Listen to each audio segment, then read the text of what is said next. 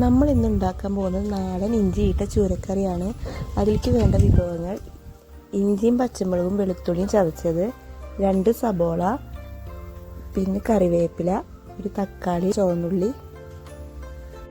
ഇത്രയും എടുത്തതിന് ശേഷം ചട്ടി ചൂടാക്കി 2 ടീസ്പൂൺ വെളിച്ചെണ്ണ ഒഴിച്ച് വെളിച്ചെണ്ണ ചൂടായി വരുമ്പോൾ കടുകും ഉലുവയും പൊട്ടിച്ച് അതിലേക്ക് കുറച്ച് കറിവേപ്പില ആഡ് ചെയ്യുക. ഇഞ്ചിയും പച്ചമുളകും വഴറ്റിയതിന് ശേഷം നമുക്കതിലേക്ക് അരിഞ്ഞു വെച്ചിരിക്കുന്ന സബോളയും കൂടി ആഡ് ചെയ്യാം. സബോള ആഡ് ചെയ്തതിന് ശേഷം നന്നായി വരട്ടുക, ഒരു പച്ചമണം മാറുന്നത് വരെ.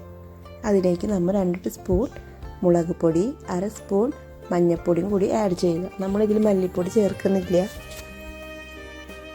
എന്നിട്ട് നന്നായി വരട്ടുക. ഇത് പ്രധാനമായി ശ്രദ്ധിക്കേണ്ടത്, ഇതിനെ നന്നായി വരട്ടിയാൽ മാത്രമേ നമുക്ക് കറിക്ക് ടേസ്റ്റും കൂടി കൂടുള്ളൂ. എന്നിട്ട് അതിലേക്ക് നമ്മൾ പുളിവെള്ളം ചേർക്കുക. ഞാനിവിടെ നാടൻ പുളിയാണ് ചേർത്തിരിക്കുന്നത്. ഇനി കറിക്ക് ആവശ്യമായ വെള്ളം കൂടി ചേർക്കുക.